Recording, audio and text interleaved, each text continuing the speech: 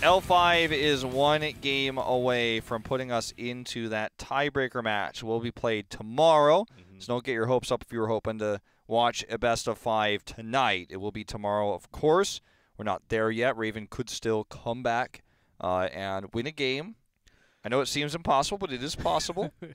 It is impossible, but possible. There's still a game, and they only have to take a single game off of L5. Seems even less unlikely now with Merryday subbing in. I thought he was going to be a support, but picking lots of off-role hero, I would say. The uncommon heroes. We had Samro, we had Rexar. What's it going to be this time? I was hoping for Nova myself, but I think that would have been the best map for Nova, Cursed Hollow. I suppose if we go to Warhead Junction, could be a good Nova map as well. I don't really know what a good Nova map is. I'm just making this up as I go. Hanamura. Sure. That was my only exception, but of course. Not anymore. Can't bring us to Haunted Mine, sadly, as fun as it would be. Maybe that's a 2018 map, maybe with Volskaya. I know Sake expressed his worries for the map, or at least in the early stages, but we will see. We're going to go into Battlefield of Eternity. This will be Raven's map pick again. Ooh. Could be the final map of regular season. And maybe on the Battlefield of Eternity. Actually, one of L5's best map as they just took the phase number 1, just dominant on this map with Vala oftentimes, most of the times. Let's see how L5 wants to start the ban picks. Morales seems to be the way to go. Okay. Could be the last Morales of regular season. I should keep saying this. Last Morales man of regular season. Could be the last task star pick of all regular season. Either Vala or Tracer can be taken from L5, so that's the power of Takstar having the flex. So Vala will be taken from the other side. I don't think L5 is really too concerned about it because they do have Tracer, and all the top Korean teams has to play Tracer nowadays because of the ability to get all the picks like that. Along with Tyrael, I think it's even better. They didn't really have to pick the support, as there can be lots of flexing in after watching few more picks and bans. Hogan looks like he's having a bad time despite being up 2-0. Feeling the mental fatigue of having to play against such tough heroes such as Rexar and Samuro. Samuro win rate dropped, man, no longer 100%. Raven, I think if they were going to take this as a really serious draft, which I'm still not convinced they will, but it's so good. So far, so good. Probably want to take the Uther here. And they ban the Malthael because Tyrael's already taken. on the other side. Yeah, I don't know if that would ever be drafted by L5, but it's an okay ban. Sonya ban makes decent sense. Can't really predict what Merryday is going to be playing in the top lane in this series, so pick the safe one. And I think Uther is the second support. And then we're looking for that solo laner that Merryday will play. So could be Murky. Could be solo lane Nova, despite the lack of wave clear. Could, shoot the other guy, and do a little bit of damage, do a little bit of poking. Not going to be a good matchup, but, we haven't seen the most solid solo lanes out of Merryday today. Could be the Gazlo. Would be very difficult to lane against. Okay, they're going to save that one for the final pick. So Karzium over the Uther, interestingly enough. They thought they need some aggro, some damage play onto Karzium. We always mention once Karzium hits 16 with the Fist upgrade. 100 Fist onto Tracer. Tracer can be assassinated by Karzium. Just with 2 dashes. So second support for L5. Giving Tracer armor is good for burst heals that are about basically half or 2/3 of her health pool with the Qs. Already has Tyrael TAS. Rhaegar not as strong here, I don't think. It's obviously good for Tyrael. And good for if they want to use a bruiser solo laner. But otherwise, I think you want to stick with the Uther. So it is going to be Arthas for solo lane and secondary tank. Uther, solid Tracer draft here for L5. This is as standard as it gets for the current meta. So what's it going to be, Merry Day? How are we going to have fun here in Game 3? I mean, Murky's a solid pick. Butcher, maybe a Butcher pick, you know, in the solo lane. That could be a thing. Butcher sounds alright here, actually. But Tracer can recall.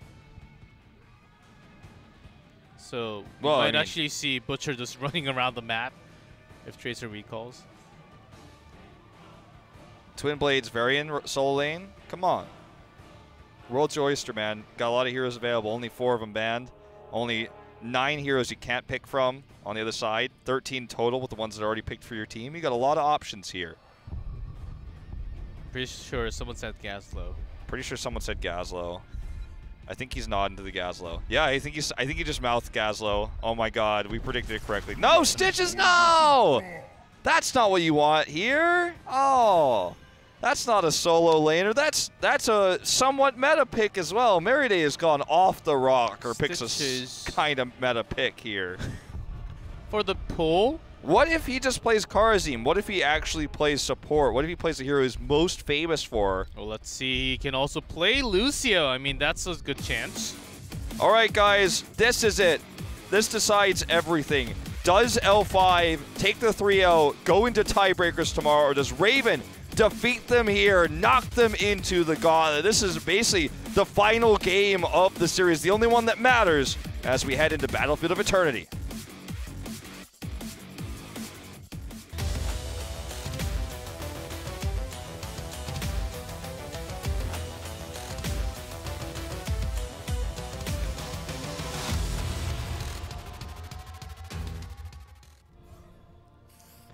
In blue, L5 Hooligan on Tyrael, SC on Tracer, Junga on Arthas, SDE on Tastar, and Swoy on Uther.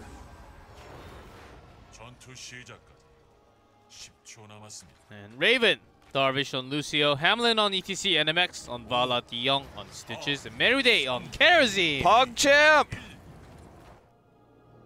Like 2016 Spring Champ! Make Kharazim great again. See. We may actually have 7-sided coming out, as Arthas will be pretty tanky.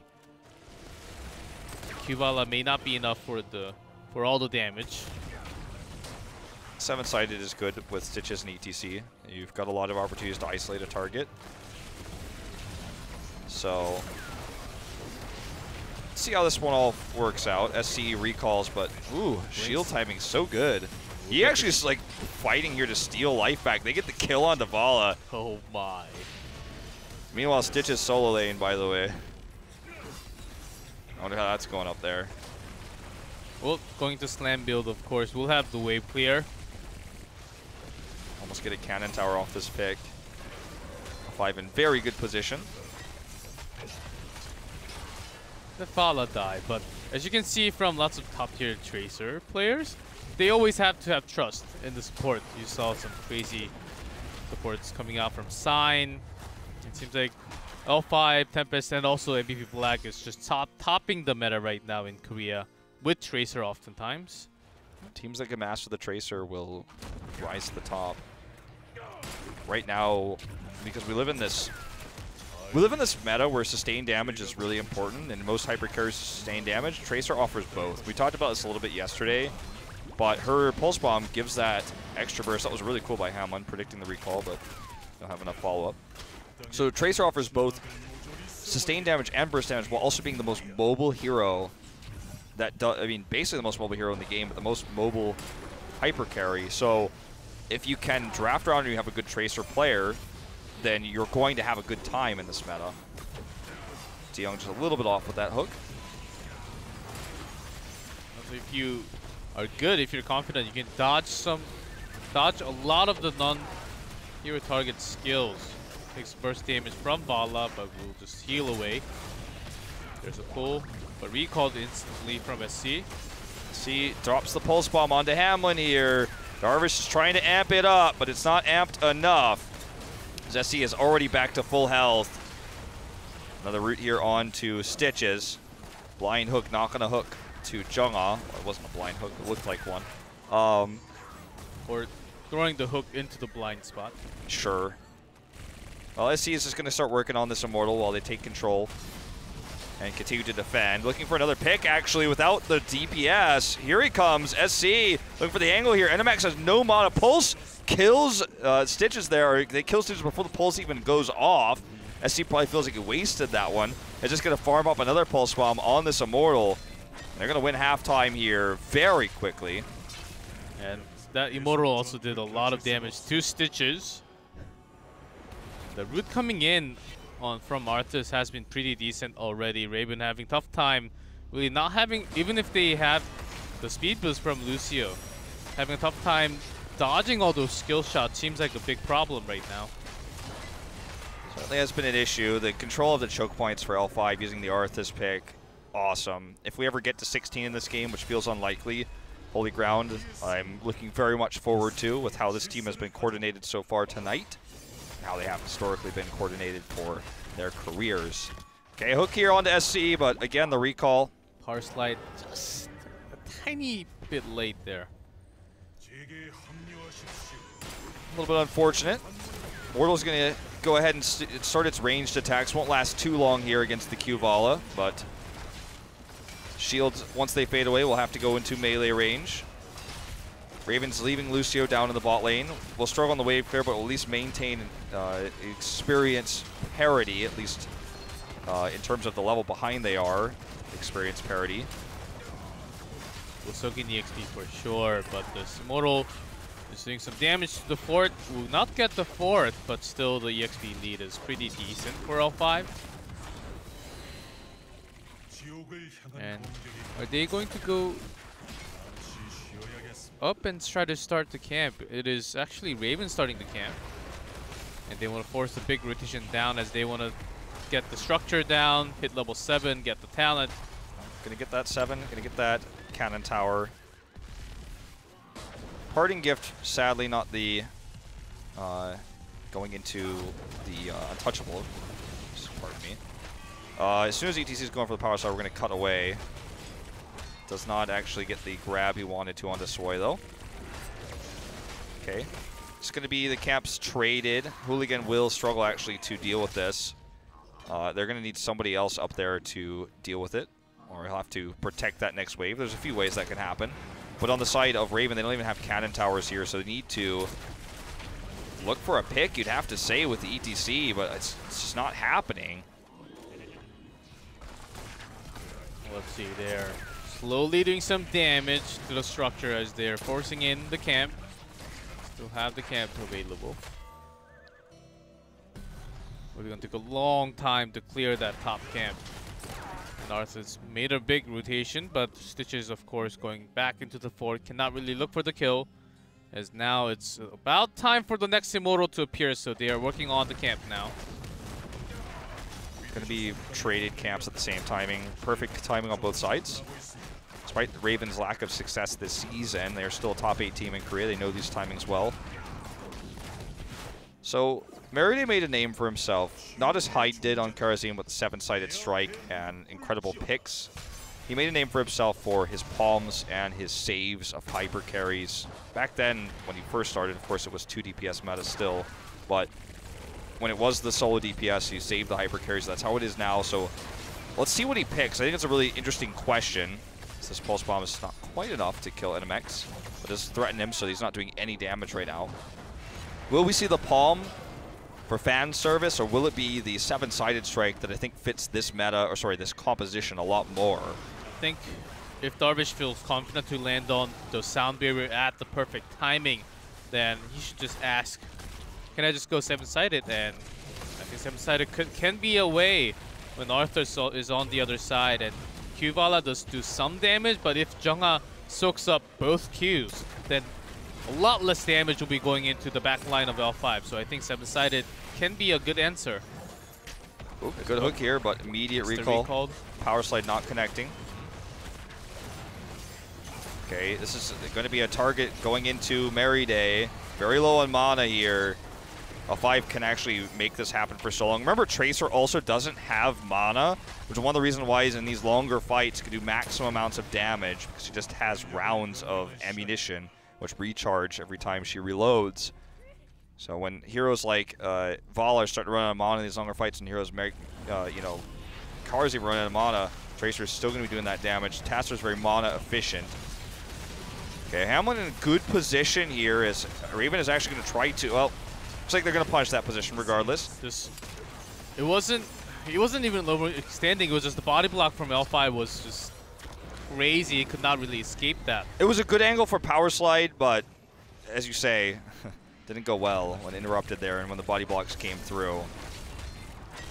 Well, this is going to be 10 here first for L5. I thought that was a good chance for them to make a comeback, but L5 will be hitting 10 right after. And this Immortal will be heavily shielded. See if Junga goes back for mana as well. They sent Tyrael back. And 10's up. Okay, it is going to the bot lane, so this camp will actually be in favor of L5. They can clear this easy. All right. Cinder goes to held. Heavily shielded Immortal. Divine Storm and Judgment.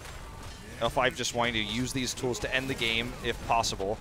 Can also react to Raven's level 10 picks because that's about to hit. Hook Cinder is dodged. locked in. Locked in indeed. Okay, it's going to be used on the keep specifically. They want to go all the way in. This time, Sanctification. Very quick lock-in. I don't know about that. I think Raven can counterplay it a lot better now that they've seen it. He's looking for the angle. Here there we go. Centrigosa is there. Big slows, no ammo on this keep. They're going in. Sank used. Big dive. Hamlin is knocked away. Seven-sided already used along with the bio coming out. There's a sound barrier popped. Sound barrier very early here. Junga is caught. Sanctification, sorry, Divine Shield will keep him alive. The mosh pit here, decent, but not enough. The damage coming out from this pulse is too much. Darvish going to go down. The keep gets reactivated as Syndragosa wears off, but I don't think it's going to matter. Pulse comes in again. NMX blown up. And at the end of the day, last man standing is De-Jong, and he is going to watch this core burn. As L5 will take the 3-0 victory. 13-10, 3-level lead. Perfect game. And that is going to be all she wrote here for regular season. L5 will go to tiebreakers. As Artless dies, not the perfect game actually, my bad. Dies as the core animation is there, so they don't get the perfect game, but they get the tiebreaker that they so desperately wanted. They still have a chance for direct seed to BlizzCon. This means tomorrow they will play one best of 5 between Tempest and L5 to determine that seeding. They locked in. Syndragosa went for the game. That's how you do it if you have the chance. Raven, they had lots of fun with Maryday coming in as a sub due to Chom's health conditions tonight, as was not the best, so he had to go to emergencies. It was great to see Maryday on the screen though once more. Well, that's going to be all she wrote. We are going to have an MVP interview with one of the members of L5, probably talking about their match tomorrow. I will not be here. Rally Jaffa will be stepping in to cover that match here with G-Clef, but should be a really exciting one because it means a lot. It's direct BlizzCon qualification. That's right. It's one best of 5 though. If you blink it, you may miss it. It's just one best of 5. I wish it goes to a full series actually. I want to see how Tempest is thinking about L5, which team stands on top. I think Tempest suits this meta a little bit better actually right at the moment. Well, we'll have to see and wait for tomorrow how the match is going to go. Science Tracer, I think, is one of the big aspects of everything that's going to happen in that best of 5. I think we will see a lot of Tempest Tracer running. We might even see